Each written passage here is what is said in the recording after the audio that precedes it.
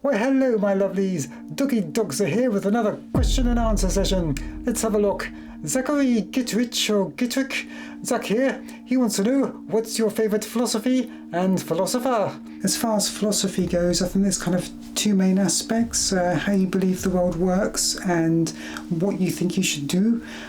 In terms of how the world works, I don't really believe in anything kind of spiritual or metaphysical, so I would kind of side with the natural philosophers who are at least kind of trying to observe how things actually work and remove the personal biases, although I'm not sure how effectively they've kind of managed that so far, but they're trying their best. Not that I really, have done much in the way of experimentation, but still, it's a nice way of working out how things work.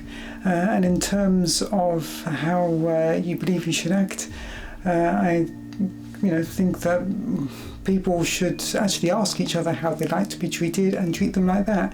Just generally try and leave the world in a better position than it was when you got here. Skibbity Boo asks of you, out of anyone in history, who would you rather have dinner with? I'm going to say Aphex Twin because I'm like the biggest Aphex Twin fan, or one of them, and friends with another one. Also the Wachowskis, because again I just love their work, pretty much all of it I think. And throwing a curveball as well, say Chris Sivi, because I really like the documentary Being Frank. It kind of picks me up if I'm down. So I think with all of those people, they're really quite creative, and I just love that kind of, any kind of creative personality where they're just making things that resonate with me. I'd have like a bajillion questions to ask and be a total fangirl, but I can see kind of both sides of that. Like they would probably totally be like, I don't know, that was 20, 30 years ago, quit bothering me, kid. So maybe it's for the best that we don't do that. Spooky Penguin asks, is there a classic synthesizer or remake that you would jump at if you could have it?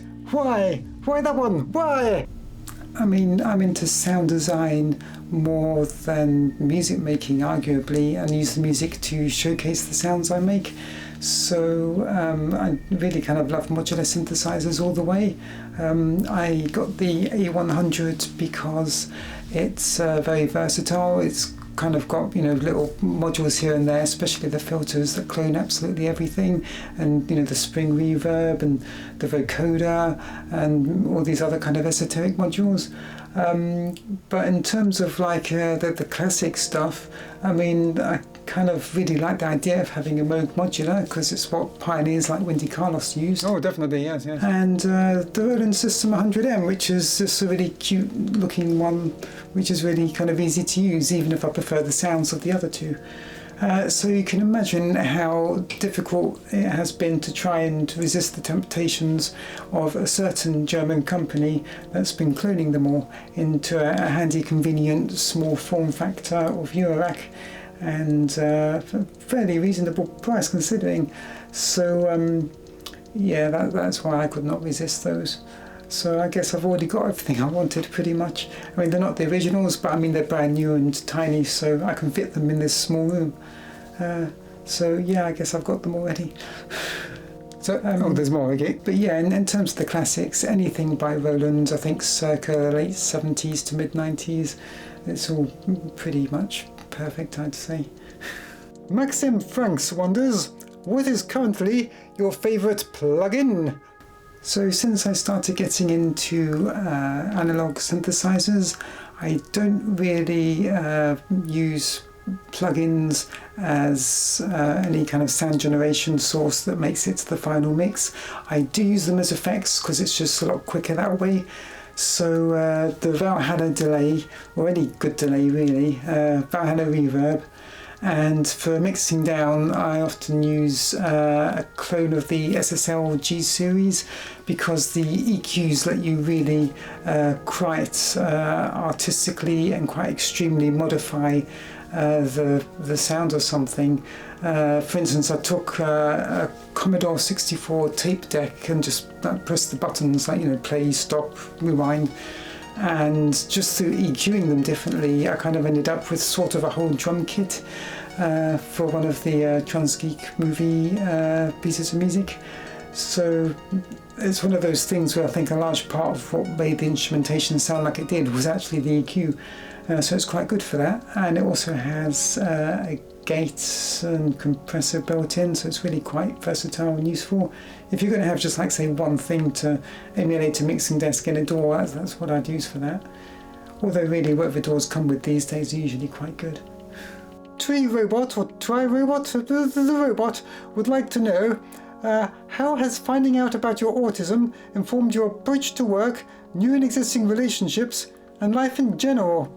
It's a very broad question, so please answer with as much or as little as you would like. Yeah, this is my kind of favourite question out of all of them, I think. I recently found out a few months ago that I was autistic. Someone linked to the AQ test, which I took, and it was 30-something out of 50, and I thought, well, it's not that high. Then I looked at where the bell curves are, and apparently autistic, that's non-autistic, people tend to be in the teens, so that's, I didn't realise it went that low. So yeah, I'm looking into getting a diagnosis now, and it looks like I'm probably autistic. So I was telling my friends about this, and it turns out that almost all of my friends are also autistic and thought that I knew that they were and thought that I knew that I was. So, I mean, I'd known I was on the spectrum, but I didn't really realise what the spectrum was. And it turns out it's not like, you know, a gradient where you might be a little bit or a little bit. I like the phrase little. It's more a case of you either are or you aren't, but if you are, then there's a whole bunch of different traits, some of which you have and some of which you won't. But still the underlying kind of thing will be there of why you have certain traits. Where I thought I might be a little bit autistic, it turns out that I am autistic, and I'm just fairly good at hiding the fact, or at least because people have stereotypes in their head. They know that there's something different about me but don't know what it is. They don't think it's that because I don't meet the stereotypes, and so they just think I'm weird.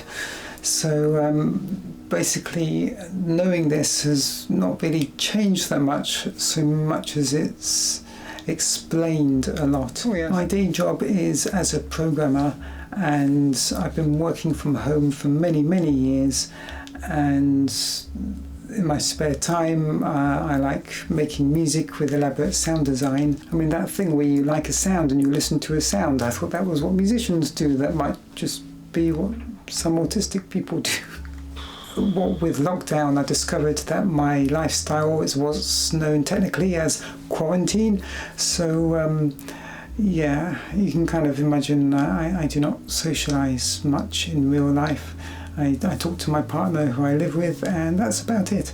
So I've kind of been quite fortunate that I've somehow managed to kind of shape my life into some kind of autistic utopia without realising that's what I was doing, where I'm kind of shielded from anything that would give me social anxiety or anything like that, and I'm just in this cosy little room all by myself. And now again, it just kind of explains everything now that I have the terminology to know what I was doing and why, and that not everyone has the same requirements that I do. You know, I'll listen to the soothing sounds of the Pacific Ocean while I work, and I just didn't realise that's basically a form of stimming, where I'm kind of controlling what stimulus I get. So I'm blocking out all these distracting sounds and having something that allows me to kind of drown that out and focus.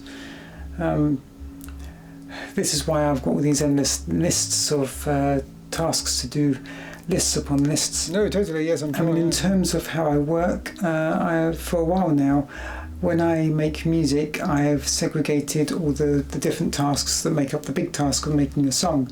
So I'll compose the music. If it's a song, I'll write a lyric. Then I'll record things. I'll commission the vocal. Then I'll mix it down. And I'll do each of these as a separate step, usually on a completely separate day. And I'm starting to think that, while yes, it's good to separate things like that, so you're not going to get vertigo of what do I do next. You don't end up, you know, working on sound design when you ought to be composing. I think in my case, probably the reason why I kind of have to compose that way is because I kind of lack executive function much at all.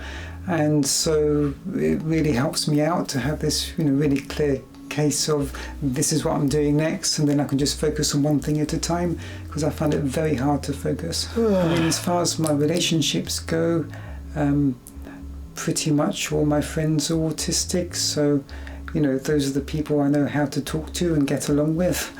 So now I know why there's only a small amount of people I get along with, and it's not that I'm that bad at making friends, it's that I'm fairly decent at making friends with other people of the same neurotype.